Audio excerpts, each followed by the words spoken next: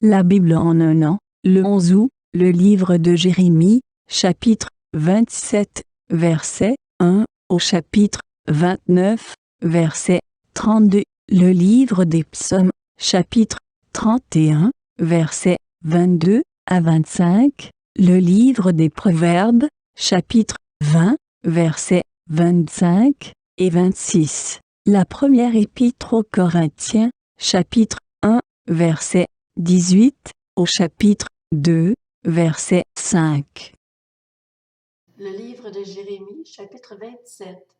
Au début du règne de Sédécias, fils de Josias, sur Juda, une parole fut adressée à Jérémie de la part de l'Éternel. Voici ce que m'a dit l'Éternel. Fabrique-toi des cordes et des barres, et mets-les sur ton cou. Ensuite, fais-les parvenir au roi d'Édom, de Moab, des Ammonites, de Tyr et de Sidon, par l'intermédiaire de leurs ambassadeurs, ceux qui sont venus trouver Sédécias, roi de Juda, à Jérusalem. Charge-les de ce message pour leur Seigneur. Voici ce que dit l'Éternel, le Maître de l'univers, le Dieu d'Israël.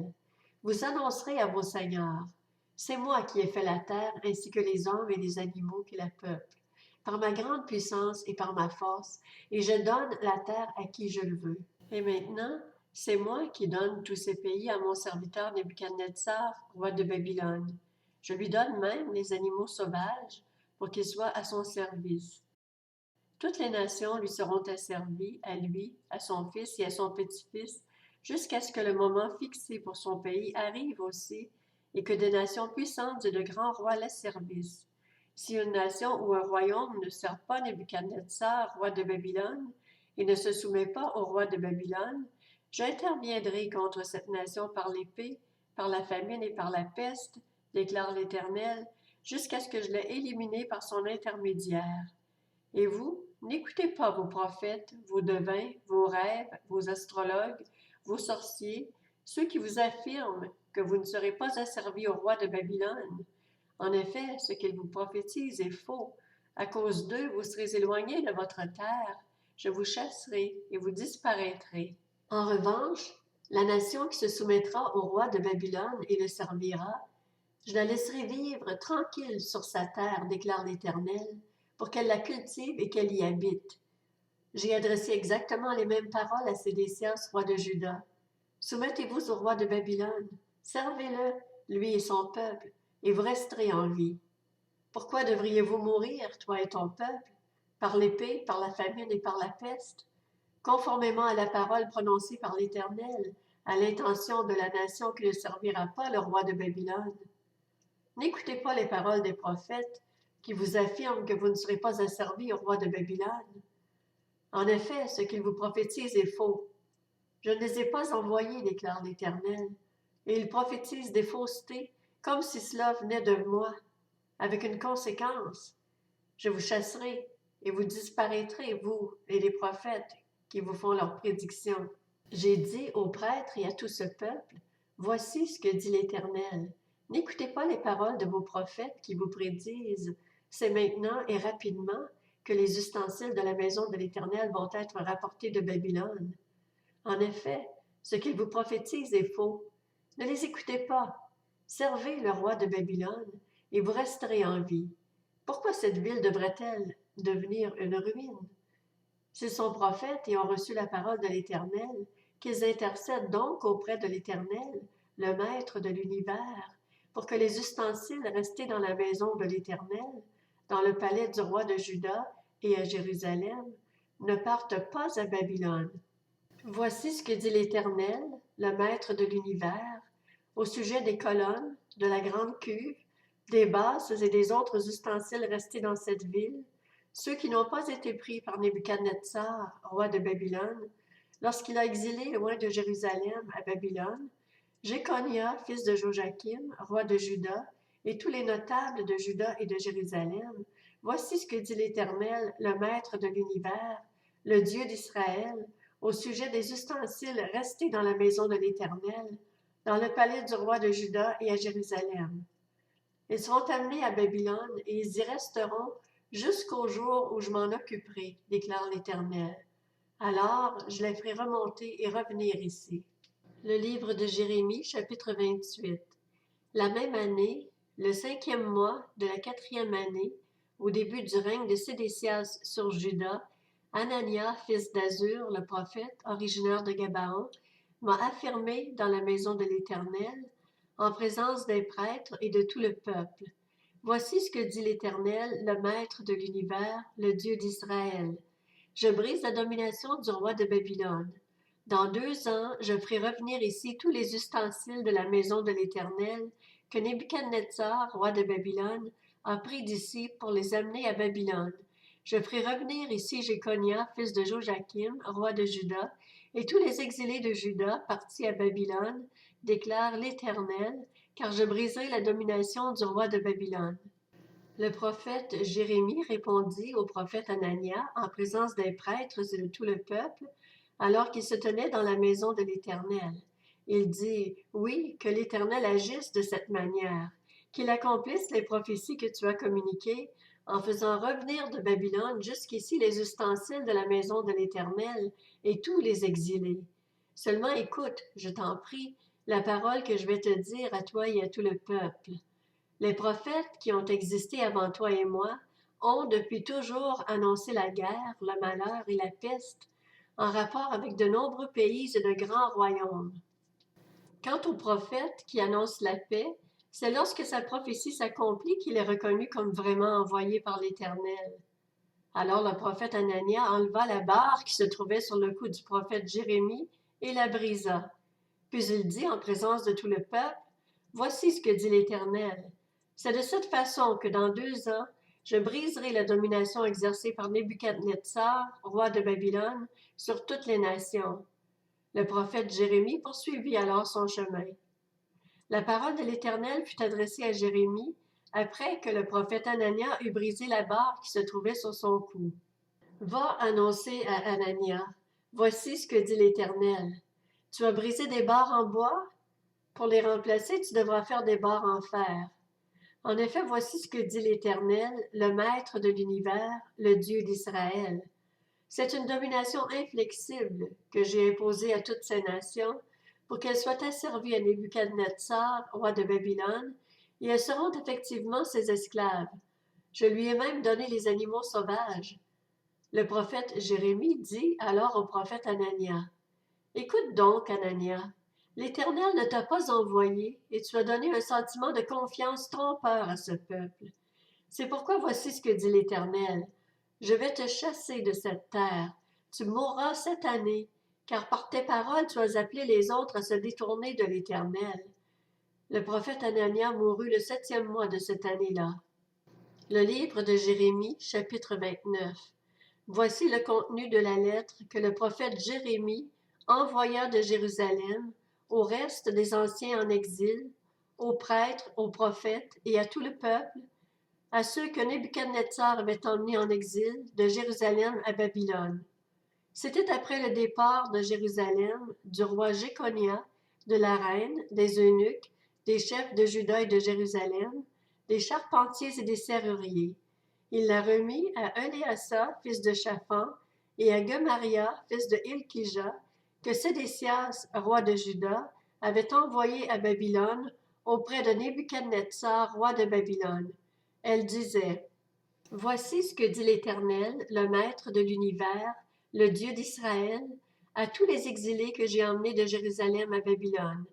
Construisez des maisons et habitez-les, plantez des jardins et mangez-en les fruits.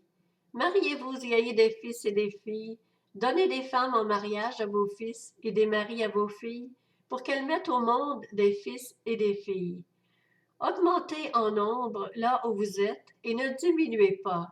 Recherchez le bien-être de la ville où je vous ai exilé et intercédez auprès de l'Éternel en sa faveur, parce que votre propre bien-être est lié au sien.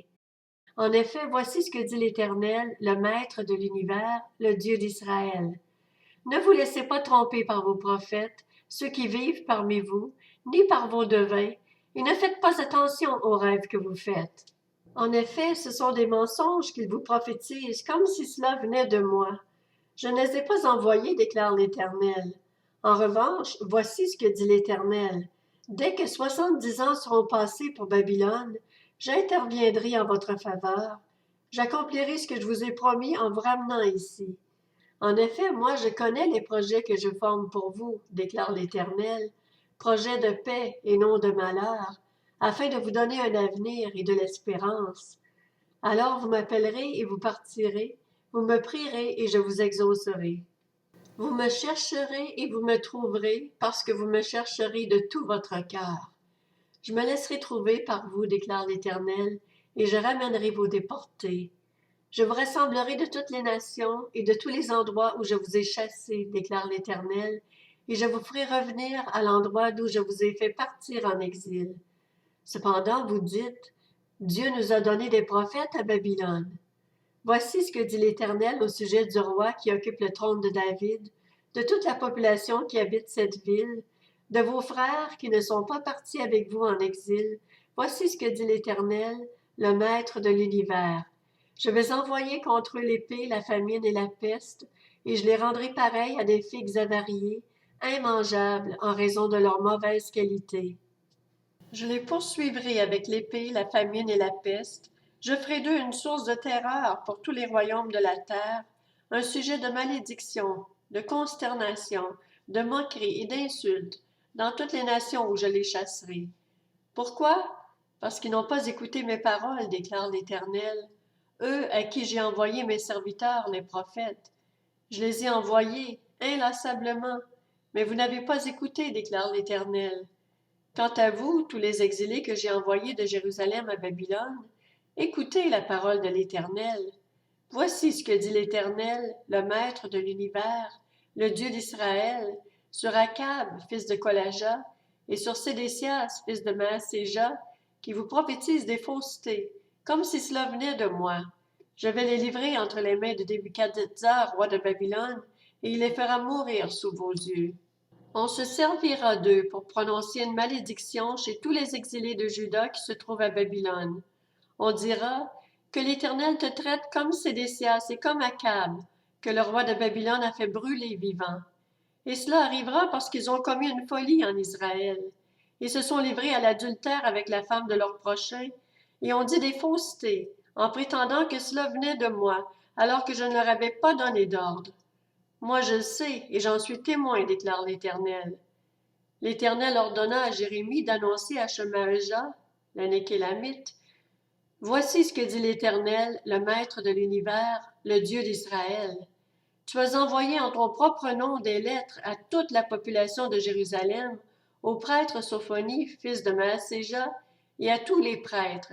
Celle-ci disait, l'Éternel t'a désigné comme prêtre à la place du prêtre Jéhojada, afin qu'il y ait des inspecteurs dans la maison de l'Éternel pour surveiller tout homme qui délire et adopte un comportement de prophète, et afin que tu le mettes en prison et dans un carcan. Maintenant, pourquoi n'adresses-tu pas des menaces à Jérémie d'Anatoth, qui prophétise parmi vous? En effet, il nous a envoyé ce message à Babylone. Votre exil va durer. Construisez des maisons et habitez-les, plantez des jardins et mangez-en les fruits. Cependant, le prêtre Sophonie lut cette lettre au prophète Jérémie. Alors la parole de l'Éternel fut adressée à Jérémie. Envoie le message suivant à tous les exilés. Voici ce que dit l'Éternel au sujet de Shemaëja, le Nékélamite. Parce que Shemaëja s'est mis à vous communiquer des prophéties sans que moi je ne l'ai envoyé, et qu'il vous a donné un sentiment de confiance trompeur, voici ce que dit l'Éternel. Je vais intervenir contre Shemaëja, le Nékélamite, et contre sa descendance. Aucun des siens n'habitera au milieu de ce peuple, et ne verra le bien que je ferai à mon peuple, déclare l'Éternel, car par ses paroles il a appelé les autres à se détourner de l'Éternel. Le livre des Psaumes, chapitre 31. Béni soit l'Éternel, car il a démontré sa grâce envers moi, comme si j'avais été dans une ville fortifiée. Je disais dans mon trouble, je suis chassé loin de ton regard. Mais tu as entendu mes supplications quand j'ai crié vers toi. Aimez l'Éternel, vous, tous ses fidèles. L'Éternel garde les croyants, mais il punit sévèrement les orgueilleux. Fortifiez-vous et que votre cœur s'affermisse, vous tous qui espérez en l'Éternel. Le livre des Proverbes, chapitre 20. C'est un piège pour l'homme que de prendre à la légère un engagement envers Dieu et de ne réfléchir qu'après avoir fait des vœux. Un roi sage disperse les méchants et fait passer les roues sur eux. La première épître aux Corinthiens, chapitre 1er. En effet, le message de la croix est une folie pour ceux qui périssent, mais pour nous qui sommes sauvés, il est la puissance de Dieu.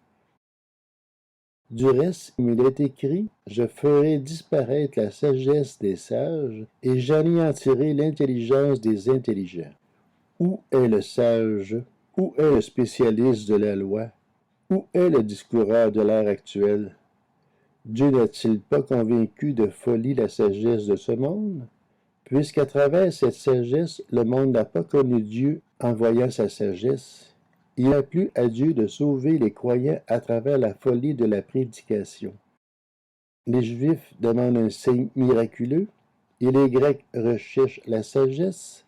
Or, nous prêchons un Messie crucifié, scandale pour les Juifs et folie pour les non-Juifs, mais puissance de Dieu et sagesse de Dieu pour ceux qui sont appelés, qu'ils soient juifs ou non.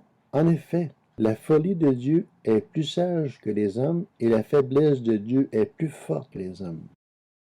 Considérez, frères et sœurs, votre propre appel. Il n'y a parmi vous ni beaucoup de sages selon les critères humains, ni beaucoup de puissants, ni beaucoup de nobles, mais Dieu a choisi les choses folles du monde pour couvrir de honte les sages. Et Dieu a choisi les choses faibles du monde pour couvrir de honte les fortes. Dieu a choisi les choses basses et méprisées du monde, celles qui ne sont rien, pour réduire à néant celles qui sont, afin que personne ne puisse faire le fier devant Dieu.